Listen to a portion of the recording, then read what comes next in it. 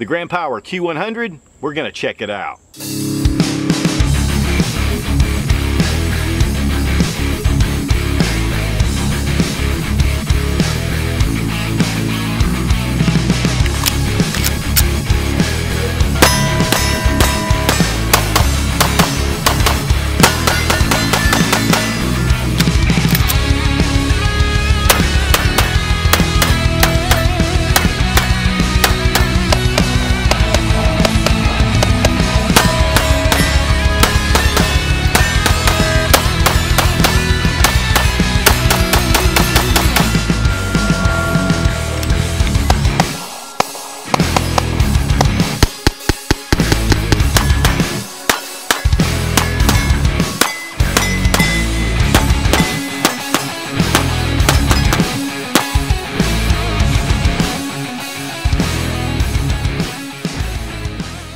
Grand Power is one of those companies that is not all that familiar here in the US, but these are extremely popular in Europe, especially with the competitive circles.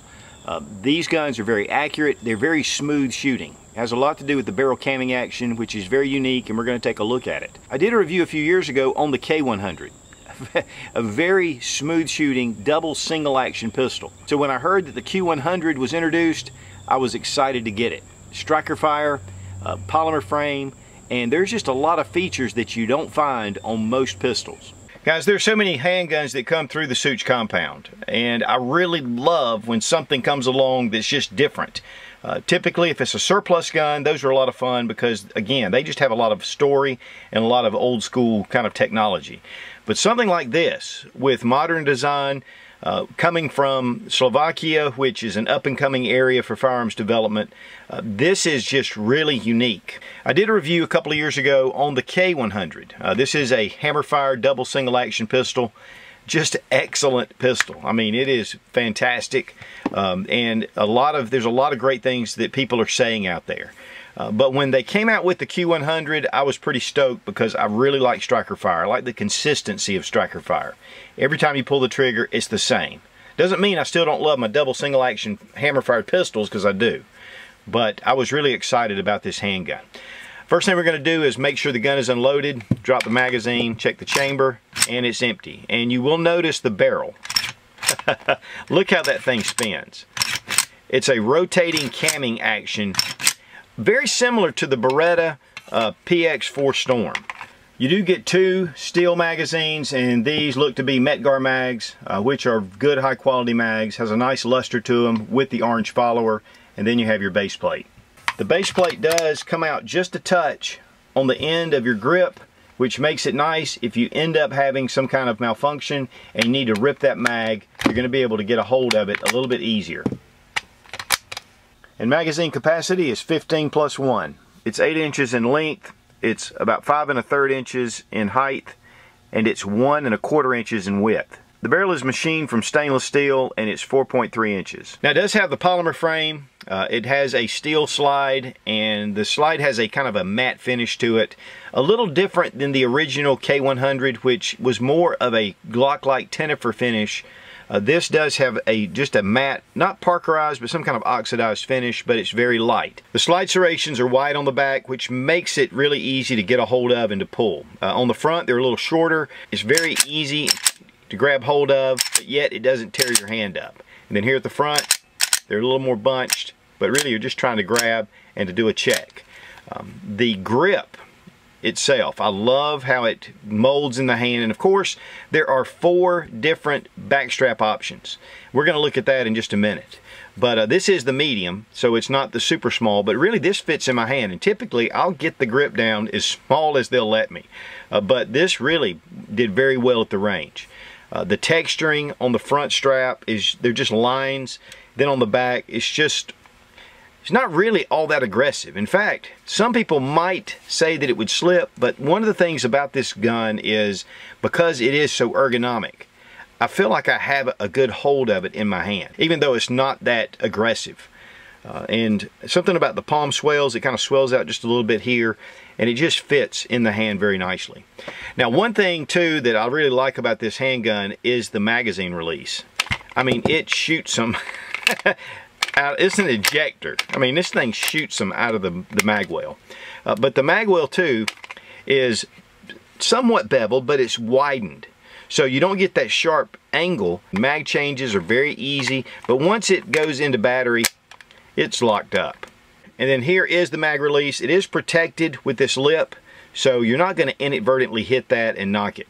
One thing you will notice is this circle here is a disc, and on the other side, and that really was probably designated for a safety. And I know that really the frames on these are really close to the K100 to where I think they're actually using the same frame. Which, hey, if that works, it works. The magazine release is ambidextrous, and so are the slide stop. So one thing about the slide stop is it's fairly easy to get a hold of. So, you know, you really don't have to stretch to get it, just a little bit to be able to tap that down. So really, this handgun is fully ambidextrous. You have this beaver tail that comes up from the back, the accessory rail, you have one slot. The bore axis is pretty low. You know, it fits in the hand well. The way the camming action does with the barrel, it seems to ride low in the hand. You can see this silver dot right here, and this is your cocked striker indicator. Once we pull the trigger, it disappears. This does not mean that the gun is loaded. It just means that the striker is cocked. Now here you see the 3-dot sights, and they are metal, and they are nice. They are protected in the rear, and you can drift these over if you need to. You have the existing front sight, and then you have 2 additional sights, and then you also get an Allen wrench, and I believe that's just a roll pin that you can just push through to change these out. Now, slide being flat on top, and then you have these angles on the side, and this just helps for holstering. It just gives it a little bit more of a sleek design. Let's get a closer look at that barrel camming action.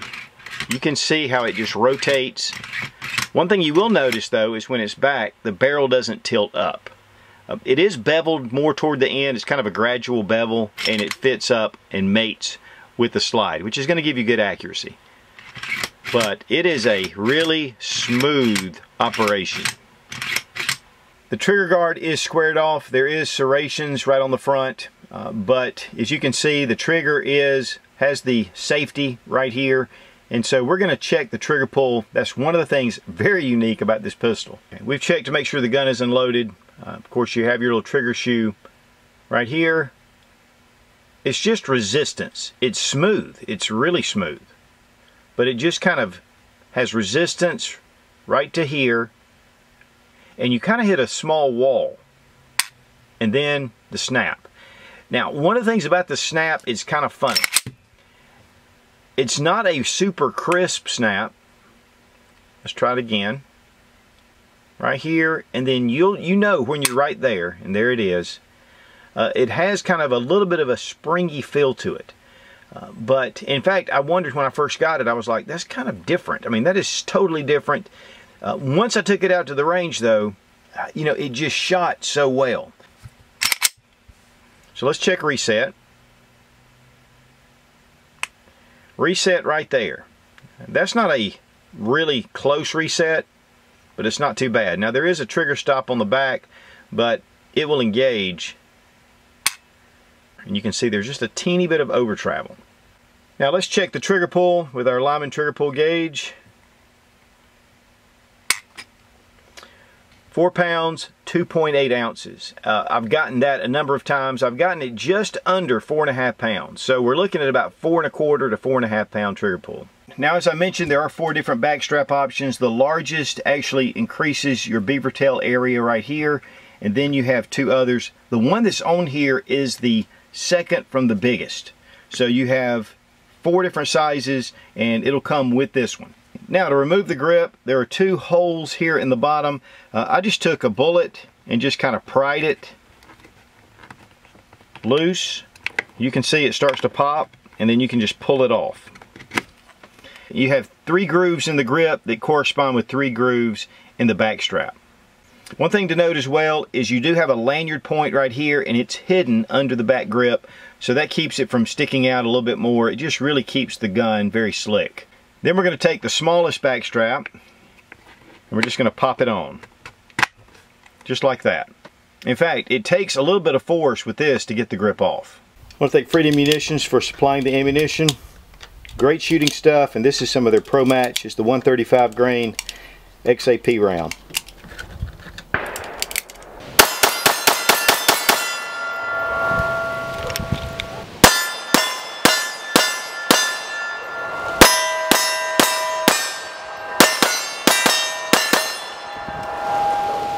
Now, as far as shooting the gun, it just ran like a top, and I really expected it because of the original K100. We shot a lot of rounds through that pistol. Something about the way the barrel camming action works, it makes it very flat shooting. But what I really love about this gun is the accuracy.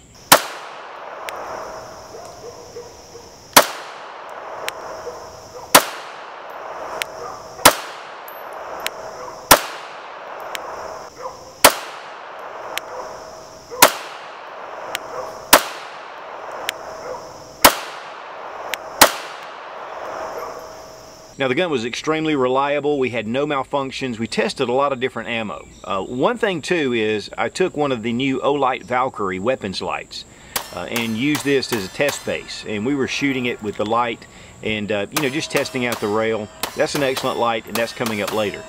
But the one thing about the barrel camming action is that it keeps that barrel level, so you're not getting that cant on the barrel when it disengages. So it's really a different feel to it. And the gun is very ergonomic. To me, it's somewhat similar to the CZ with the hump right here, but it fits in your hand well, it points well. The front and rear cocking serrations, you know, if you want to do press checks or if you just want to rack it from the front, it's easy to do. They're aggressive enough to get a hold of. And you can see even with transitions, moving from target to target, it was very easy to track, and a lot of that had to do with how flat shooting this handgun is. Now, disassembly is unique from a lot of your standard firearms. We're going to remove the magazine, double check, make sure the gun is unloaded. First thing we want to do, there are tabs right here, and very similar to the Glock. But what we're going to do is hold down on those tabs, grab hold of the trigger guard, and then when you pull back on the slide, lift up at the back, and then as you can see, it comes out.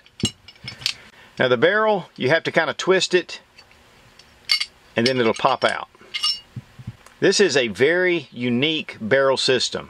With the camming, you have the cut that actually turns the barrel itself, and then of course with the lug on the front that fits into the slide. But this just is what really makes this gun very unique. It's what I love about this handgun, is the barrel system. Here at the top of the slide, you see these mounting points, and then you have the rear section, pretty similar to a lot of striker fire here. Of course, you do have your striker safety, and then also this area right here is cut out.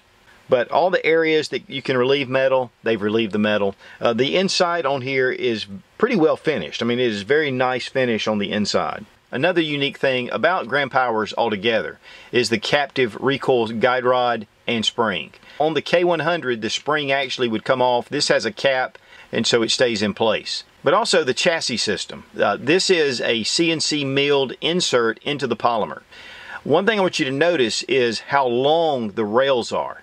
And then the rear rails are pretty much abbreviated like a lot of them, but they're still even thicker than a lot of the striker fire pistols we're seeing. But as you can see, that is a really stable rail system. It's going to help that slide glide even better. And look at the finish on this piece. I mean, it is excellent. Now, to reassemble the firearm, take your barrel, and you'll want to make sure that it doesn't come back and get into battery. We're going to push it out. In fact, you can go on out with it. We're going to take the recoil spring and place it back in the tunnel here.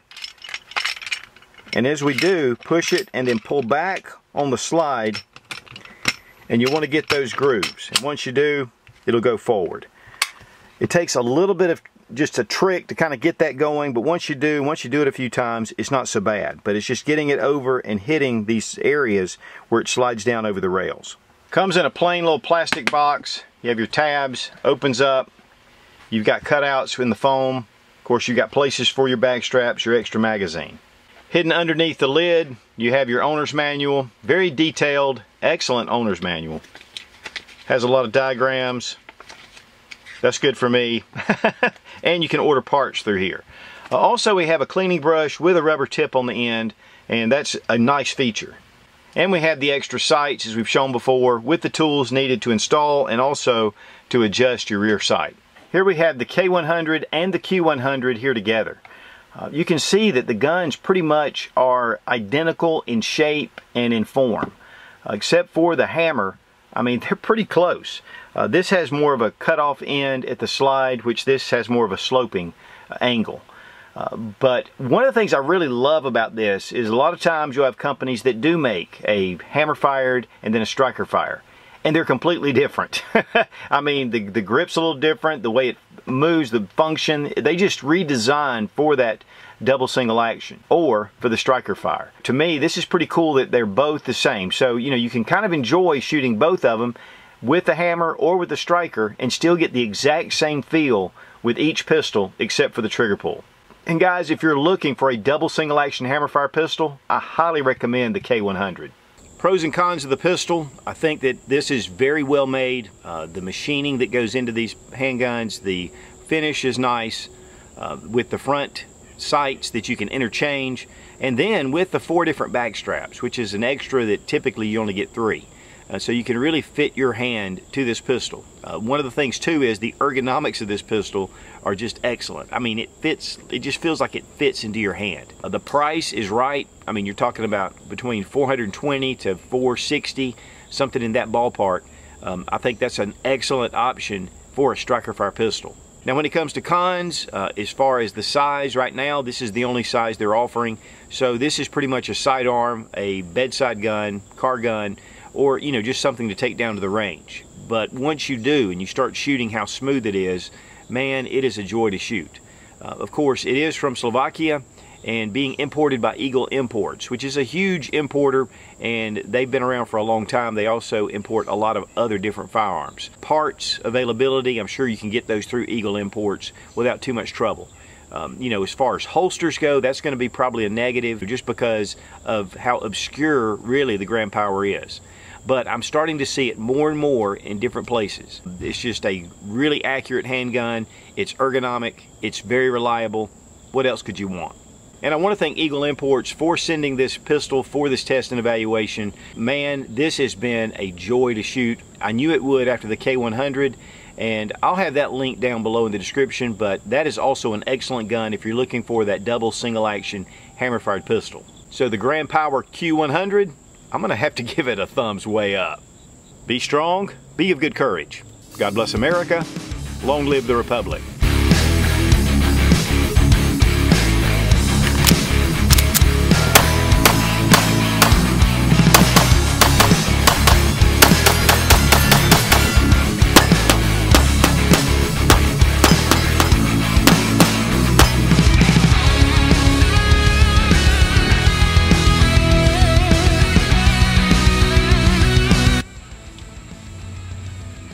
You know, most guys are just doing press checks with those front serrations.